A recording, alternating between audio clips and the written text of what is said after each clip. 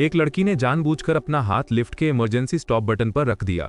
इसे देखकर लिफ्ट में मौजूद कर्ली घबरा गया, क्योंकि उसे गंभीर क्लॉस्ट्रोफोबिया था, यानी उसे बंद जगहों से डर लगता था।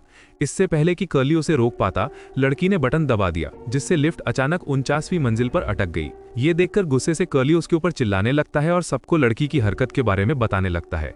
लेकिन कर्ली की इस तीखी अंदाज का नतीजा ये हुआ कि पास खड़े लड़की के दादा ने उसे तुरंत नौकरी से निकाल दिया। दरअसल वो बुजुर्ग व्यक्ति उसी कंपनी का मालिक था जहां कर्ली काम करता था। लिफ्ट में मौजूद सभी लोग उसी की कंपनी के कर्मचारी थे। बुजुर्ग ने सबको शांत रहने के लिए कहा और वादा किया कि वो सबको बाहर निकालने का रास्ता निकाल लेगा। उसने इमरजेंसी कॉल बटन दबाया और झूठ बोला कि किसी ने गलती से इमरजेंसी बटन छू लिया है, जिससे लिफ्ट 49वीं मंजिल पर रुक गई है। उसने तुरंत बचाव दल भेजने की मांग की, लेकिन कर्मचारी ने समझाया कि स्टॉप डिवाइस लिफ्ट को गिरने से रोकने के लिए है। अगर इसे गलत तरीके से छेड़ा जाए तो खराबी आ सकती है। अब केवल फायर ब्रिगेड ही रेस्क्यू कर सकती है। मजबूर होकर बुजुर्ग को अपनी पोती की हरकत के लिए सबसे माफी मांगनी पड़ी। तभी लिफ्ट में मौजूद एक मोटे कर्मचारी ने चापलूसी करने का मौका ढूंढ लिया और कहा कि शरारती बच्चे ही भविष्य में बड़े काम करते हैं। जैसे जैसे समय बीत रहा था, कर्ली की घबराहट बढ़ती जा रही थी।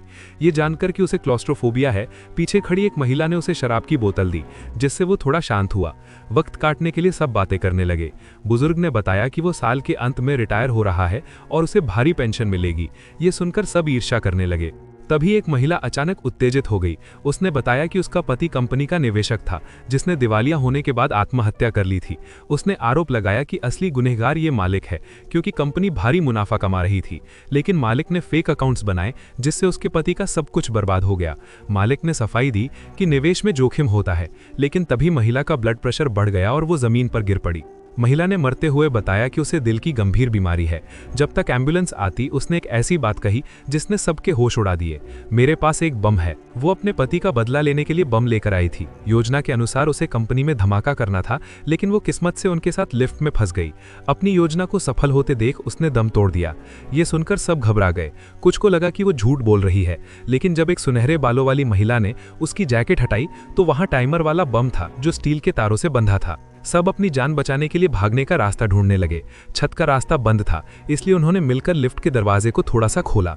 बाहर अंधेरी दीवार थी, लेकिन ऊपर एक छोटा सा छेद था। एक सूट वाले आदमी ने महिला की छड़ी से बाहर का बटन दबाने की कोशिश की, लेकिन जैसे ही वो सफल होने वाला था, उस लड़की ने फिर से लिफ्ट के अंदर के बटन पागलों की तरह दबाने शुरू कर दिए। अचानक लिफ्ट हिली और सूट वाले आदमी का हाथ कट गया। लिफ्ट खून से भर गई। उन्होंने उसकी टाई से घाव बांधा। मालिक को भी चोट आई। वो लड़की डरी हुई होने का नाटक कर रही थी, लेकिन असल में उसे कोई पछतावा नहीं था। एक कर्मचारी ने उस पर चिल्लाया, तुम्हारी वजह से हम यहाँ फंसे हैं। तभी पता चला कि बम फटने में सिर्फ 5 मिनट बचे हैं। अब कर्मचारियों ने मालिक की इज्जत करना छोड़ दिया और उस पर बरस पड़े। उन्होंने मिलकर फिर से दरवाजा खोलने की कोशिश की। कर्ली ने एक उपाय सुझाया, बम को महिला के शरीर से अलग करके लिफ्ट की गड्ढे में फेंक दिया जाए, लेकिन बम तारों से जकड़ा हुआ था और उसे निकालने के लिए लाश को काटना पड़ता। सब डर रहे थे, लेकिन तभी क्रूर मालिक खुद आगे आया और उसने बम निकालने का काम किया। वो मालिक इसलिए था क्योंकि वो जरूरत पड़ने पर बहुत कठोर हो सकता था। तभी बचाव दल पहुंच गया। उन्होंने सबसे पहले छोटी लड़की को निकाला, फिर एक गर्भवती महिला को। अंत में मोटा कर्मचारी दूसरों को ऊपर उठाने के लिए नीचे ही रुक गया। जैसे ही आखिरी व्यक्ति निकला और दरवाजा बंद हुआ, एक जोरदार धमाका हुआ और वो मोटा कर्मचारी मारा गया। हादसे के बाद बाकी लोग नीचे बैठे सदमे में थे, लेकिन वो छोटी लड़की अभी भी पछतावा नहीं कर रही थी। उसके चेहरे पर एक चालाकी भरी मुस्कान थी। कर्ली उसे देखकर गुस्से से भर गया। ये सब एक बच्ची की जिद और बड़ों के उसे बिगाड़ने का नतीजा था।